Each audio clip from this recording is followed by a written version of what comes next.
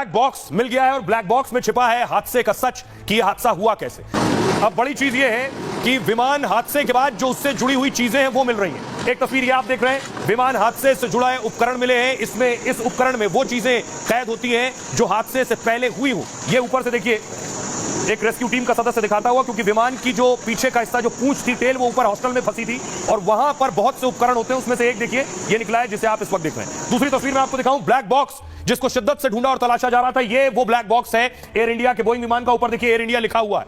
Air India आपको नजर आ रहा लिखा हुआ, सफेद स्टिकर पर एयर इंडिया लिखा है। ये है ब्लैक बॉक्स। ब्लैक बॉक्स मिल गया है, यानी अब यह साफ हो जाएगा कि आखिर यह हादसा हुआ कैसे। अगली तस्वीर में आपको दिखाऊं, ये कुछ और उपकरण जो मिले हैं अंदर लगे होते हैं विमान में, इसे कहते हैं डीवीआर।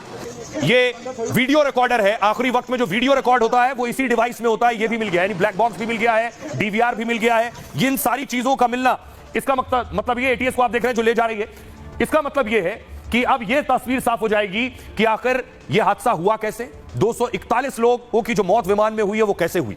देखिए ब्लैक बॉक्स, ये प्रधानमंत्री की तस्वीर आप देख रहे हैं जब वो पहुंचे उस मौके पर, और ये आप देख रहे हैं ब्लैक बॉक्स। ऐसा दिखता है ब्लैक बॉक्स जो तस्वीर भी मैंने आपको दिखाई। एयर इंडिया विमान का ये ब्लैक बॉक्स मिल गया है और हादसे के बाद से ब्लैक बॉक्स की तलाश चल रही थी। हादसे का सच जानने के लिए ब्लैक बॉक्स सबसे अहम है। विमान में ब्लैक बॉक्स एक खास तरह की डिवाइस होता है। कल भी इसके बारे में मैंने आपको बताया था। ब्लैक बॉक्स से ही पता चल पाएगा कि विमान हादसा क्यों हुआ, विमान में तकनीकी खराबी थी या हादसे की कोई और वजह है, यह भी इससे पता चलेगा। विमान के इंजन फेल होने, पक्षी के टकराने जैसे संकेत भी इससे पता चल जाएंगे। विमान में आग लगने या मानवीय गलती से हादसे की जानकारी भी इससे मिलेगी। दुर्घटना से पहले पायलट ने 3 बार मेडे मेडे मेडे कॉल किया था, यानी एटीएस को, एटीसी को, एयर ट्रैफिक कंट्रोल को इमरजेंसी सूचना दी थी, बताया था मुश्किल में। अब ब्लैक बॉक्स से पता चलेगा कि पायलट ने कॉल क्यों दिया। और ब्लैक बॉक्स में फ्लाइट की जरूरी जानकारी रिकॉर्ड होती है। ब्लैक बॉक्स काले रंग से कोई लेना देना नहीं, नाम इसका ब्लैक बॉक्स है। यह अलग अलग रंग का हो सकता है, किसी भी रंग का हो सकता है, और ज्यादातर इसी रंग का होता है। जो नारंगी रंग आप देख रहे हैं इसी रंग का होता है। जो मिला है वो तस्वीर भी नारंगी है। ब्लैक बॉक्स 2 हिस्सों में बटा होता है, यानी एक दिख रहा है, इसके अंदर भी 2 हिस्से होते हैं। इसमें एक होता है सीवीआर और एक होता है एफडीआर। सीवीआर का मतलब फ्लाइट की आवाज जो है वो सीवीआर में रिकॉर्ड होती है। इसमें जो एफडीआर है, एफडीआर में फ्लाइट का डेटा रिकॉर्ड होता है। आखिरी में मैंने आपको दिखाया एक डीवीआर मिला है, वीडियो रिकॉर्डर। विमान का डीवीआर मिलना मतलब मलबे से डीवीआर बरामद कर लिया है एयर ट्रैफिक कंट्रोल ने। और डीवीआर एक डिजिटल वीडियो रिकॉर्डर होता है जिसमें विमान हादसे की वीडियो रिकॉर्डिंग मिलेगी। डीवीआर एयरक्राफ्ट में सिक्योरिटी के लिए लगाया जाता है और फ्लाइट में मौजूद सीसीटीवी कैमरे की फुटेज इसमें रिकॉर्ड होती है। विमान का डीवीआर आम डिजिटल वीडियो रिकॉर्डर से ज्यादा मजबूत होता है, जो खराब वातावरण में भी लंबे समय तक रिकॉर्डिंग करने में सक्षम है। डीवीआर से भी बोइंग ड्रीमलाइनर के हादसे का सच सामने आ सकेगा। अब आपको बताता हूं, सुनिए जरा, डीवीआर मिला है, इससे क्या निकल कर आएगा और ब्लैक बॉक्स से क्या निकलेगा। एक्सपर्ट्स को सुनिए। ये क्या है? ये डीवीआर है। डीवीआर अंदर का मैच का जी नहीं, वो देखना पड़ेगा कि कौन सा है। मलबे में से निकला है। मलबे में से निकला है। सर और क्या क्या निकला है? मलबे में से निकला है। नहीं, वो मलबे में से निकला है। हम लोग सिर्फ अभी स्पेकुलेट कर सकते हैं जब तक कि उसका ब्लैक बॉक्स, जिसको कि हम डीएफडीआर बोलते हैं, जो कि बहुत पैरामीटर्स जहाज के रिकॉर्ड करता है। और दूसरा कंपोनेंट है कॉकपिट वॉइस रिकॉर्डर, जो भी वार्तालाप कॉकपिट के अंदर या एटीसी के साथ हो रही है वो सब रिकॉर्ड होती है। वो 2.5 घंटे तक वो रिकॉर्डिंग रहती है। एआईबी इसकी इन्वेस्टिगेशन करेगी, जिसमें कि बोइंग और जी इंजन, जो कि इंजन लगे हुए थे उस पर, वो भी इसमें भाग लेंगे इस इन्वेस्टिगेशन पे। अब सवाल ये है कि ब्लैक बॉक्स मिल गया है। तस्वीर में आपको दिखाऊं, जिस वक्त हादसा हुआ उस वक्त की एक और तस्वीर सामने आई है। ये देखिए, प्लेन जैसे ही गिरा है विमान, महिला को भागते आप देख रहे हैं, जोर का धमाका हुआ, महिला भाग रही है। दहशत का आलम था उस वक्त।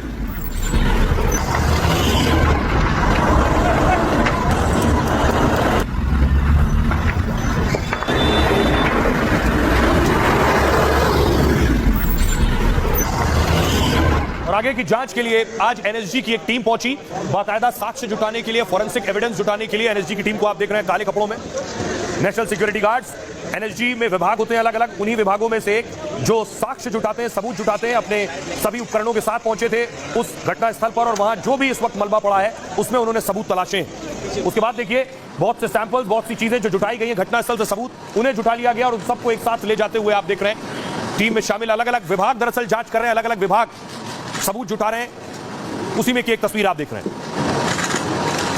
प्रधानमंत्री नरेंद्र मोदी खुद अहमदाबाद पहुंचे थे। प्रधानमंत्री ने वहां अधिकारियों के साथ बैठक की है कि हादसे के बाद कैसे एक्शन लिया जा रहा है, क्या तैयारियां की गई हैं, अस्पताल में क्या तैयारियां की गई हैं, तीमारदारों से कैसे बात की जा रही है, उन्हें पार्थिव शरीर सौंपे जाने, डीएनए सैंपलिंग पर कैसे सरकार काम कर रही है, सिक्योरिटी के लिहाज से क्या किया जा रहा है, ये सारी डिटेल्ड इंफॉर्मेशन प्रधानमंत्री नरेंद्र मोदी ने बातचीत में हासिल की है। खुद भूपेंद्र भाई पटेल बैठे हुए हैं। अब बड़ी बात यह है कि हॉस्टल पर विमान गिरा, जांच हो रही है, अटकलें और कयास भी बहुत से। ब्लैक बॉक्स मिल गया है, सच ब्लैक बॉक्स से ही सामने आएगा, लेकिन यह विमान क्रैश कैसे हुआ, क्या वजह रही क्रैश होने की, एक्सपर्ट्स क्या कह रहे हैं, एक विमान क्यों क्रैश हो जाता है, अलग अलग वजह एक्सपर्ट्स की, कुछ अमेरिकन एक्सपर्ट्स भी इस पर खुलासा कर रहे हैं। क्या कर रहे हैं देखिए, ये आप देख रहे हैं विमान, जब विमान टेक ऑफ करता है यानी उड़ान भरता है तो विमान की यह पोजीशन होती है जो आप देख रहे हैं इस वक्त। दोनों पंख खुल गए हैं, नीचे आप ये उसके विंग्स देख रहे हैं। जो मैं आपको बताने जा रहा हूं, क्या विमान के विंग्स में कुछ था, एक्सपर्ट ऐसा कह रहे हैं। विमान टेक ऑफ के दौरान दुर्घटनाग्रस्त हुआ, टेक ऑफ के बाद विमान महज कुछ 100 मीटर ही गया था। ऐसे में सवाल यह कि आखिर इस हादसे की वजह क्या है, और फिलहाल इस बारे में कहना मुश्किल है, लेकिन कयास बहुत से लग रहे हैं। पहली वजह है कॉन्फ़िगरेशन एरर। यह क्या होता है, आशंका है कि कॉन्फ़िगरेशन में गड़बड़ी हो गई हो, टेक ऑफ के दौरान हादसे की यही बड़ी वजह हो सकती है। अमेरिकी सेफ्टी ऑपरेटिंग सिस्टम के एक्सपर्ट ने यह आशंका जताई है। एक्सपर्ट जॉन एम कॉक्स ने फ्लाइट के उड़ान के वक्त विमान के पुर्जे ठीक से काम नहीं कर रहे थे, उनका यह दावा है। इस वजह से विमान टेक ऑफ करते ही क्रैश हो गया। उन्होंने आगे कहा, इस बात की जांच होनी चाहिए कि हादसे के वक्त प्लेन के स्लैट्स और पंख जो थे क्या वो ठीक थे, टेक ऑफ के दौरान सही फ्लैप्स, थ्रस्ट और रोटेशन स्पीड बेहद जरूरी है। ये जो आप पंखे देख रहे हैं, विंग्स जो आप देख रहे हैं, पर इस पर के नीचे आप जो देख रहे हैं हिस्सा, इस पर के नीचे ऐसे आप फ्लैप देख रहे हैं नीचे की तरफ, इसे फ्लैप्स कहते हैं। हादसे के वक्त प्लेन का अगला हिस्सा जो वो ऊपर की ओर उठता और उसके बाद फिर वो नीचे की ओर गिरता हुआ दिखाई दे रहा है, जिसका मतलब है टेक ऑफ के वक्त प्लेन उठ नहीं पा रहा था। दूसरी वजह थर्स्ट में कमी। थर्स्ट क्या होता है, गर्मी के कारण इंजन की ताकत कम हो जाती है। ऐसे में टेक ऑफ जब विमान उड़ रहा है तो थर्स्ट सेट करना जरूरी होता है। पायलट ने गलती से कम थर्स्ट चुना होगा तो हादसा संभव हो सकता है। आम बोलचाल की भाषा में मैं आपको बताऊं, थर्स्ट जो होता है यह विमान को जोर लगाना कहते हैं, यानी इंजन का एक हिस्सा जो विमान को पुश करता है, धक्का देता है, जोर लगाता है आगे बढ़ने के लिए। तो थर्स्ट में अगर कमी है तो ये आगे नहीं बढ़ पाएगा। जैसे चढ़ाई पर चढ़ने के लिए हम कार में 1 नंबर गियर लगाते हैं और वो उठती है।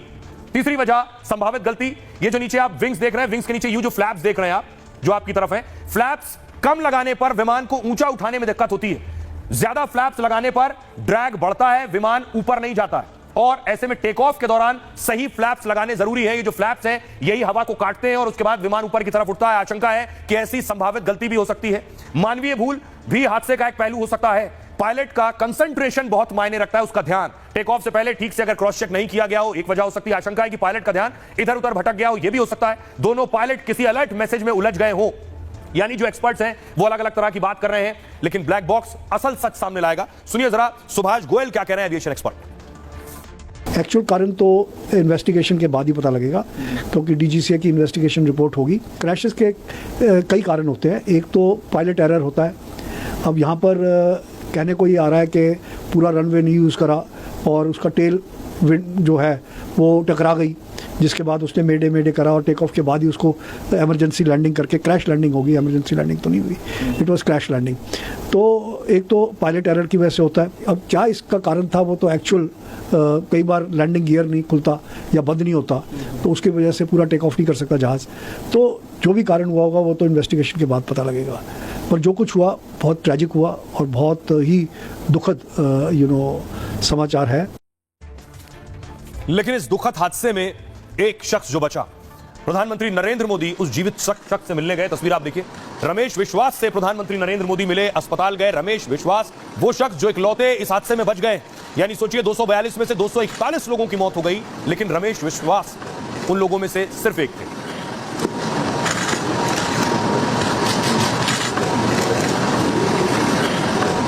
अब देखिए प्रधानमंत्री नरेंद्र मोदी ने क्या सवाल पूछे, रमेश से क्या बात हुई। पीएम को आपने रमेश से बात करते देखा। अहमदाबाद प्लेन क्रैश में सभी यात्रियों की मौत हो गई, केवल रमेश विश्वास की जिंदगी बच पाई।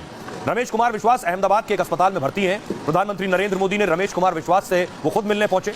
पीएम ने उनसे 10 मिनट तक बात की, हादसे के बारे में पूछा उनसे। रमेश ने पूरी घटना को तफसील से बताया। कहा, मैं जिंदा कैसे हूं पता नहीं, मुझे खुद विश्वास नहीं हो रहा है कि इतने बड़े हादसे में मैं कैसे जिंदा बाहर निकल आया।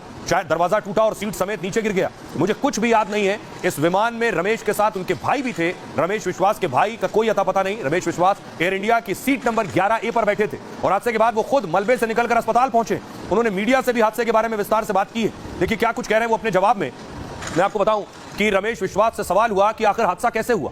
उन्होंने कहा, जब सब कुछ मेरे सामने हुआ, मुझे पता नहीं कैसे ये हुआ, मुझे विश्वास नहीं होता है कि मैं कैसे जिंदा बाहर निकला। थोड़े वक्त के लिए लगा था कि मैं मरने वाला हूं। मेरी आंख खुली तो लगा कि मैं जिंदा हूं। मैंने सोचा मैं यहां से निकल सकता हूं और मैं निकल गया। अगला सवाल उनसे हुआ, फ्लाइट के टेक ऑफ होते ही आखिर क्या हुआ था? तो रमेश ने कहा, विमान के टेक ऑफ होते ही 5-10 सेकंड के अंदर लगा कि सब रुक गया, स्टॉप हो गया। बाद में ग्रीन और व्हाइट लाइट ऑन हो गई। फिर जैसे ही स्पीड बढ़ाई उसी समय गिर गया विमान और धमाका हो गया।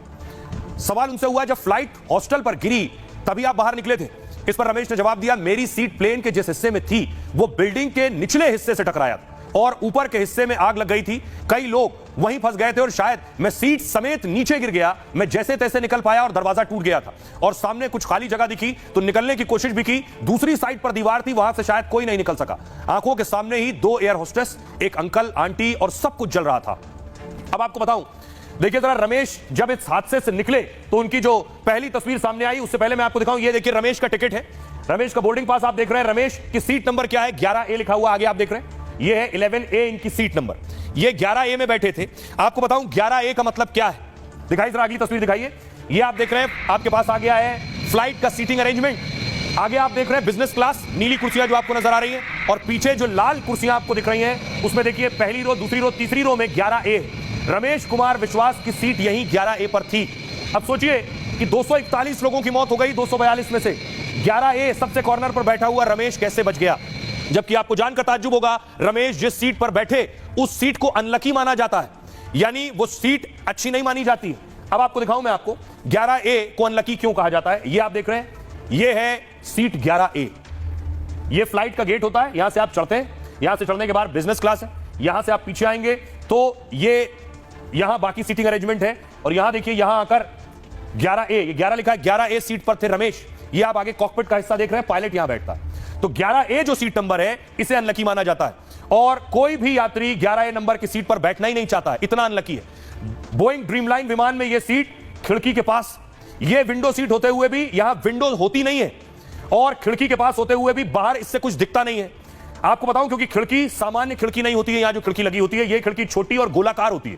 इसे एसी की प्रॉपर फंक्शनिंग को ध्यान में रखकर बनाया जाता है, इसलिए छोटी खिड़की है, दिख कुछ नहीं रहा, क्योंकि 11A सीट से एसी का एक डक्ट निकलता है और जो खिड़की वाली जगह को ब्लॉक कर देता है। ऐसे में लोग इस खिड़की के पास बैठना ही नहीं चाहते हैं। लेकिन रमेश विश्वास के लिए यह सीट, सोचिए, लकी साबित हुई। यह सौभाग्य, सोचिए जिस सीट को अनलकी माना जाता था वो सीट लकी हो गई रमेश के लिए। 11A से रमेश निकले तो रमेश की पहली तस्वीर सामने आई, वो ये तस्वीर थी। रमेश को खुद यकीन नहीं हो रहा था कि ये चमत्कार हो गया, वो कैसे बच गए। क्या भैया बता,